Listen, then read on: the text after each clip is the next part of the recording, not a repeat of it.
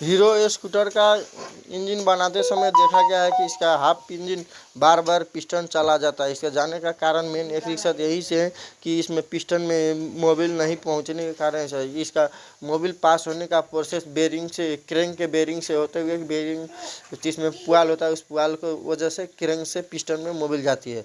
अब पिस्टन में मोबिल जाने की वजह से नहीं जाने की वजह से हमारे पिस्टन खराब हो जाते हैं। तो इसमें मिस्त्री को क्या गलती हमने देखा है कि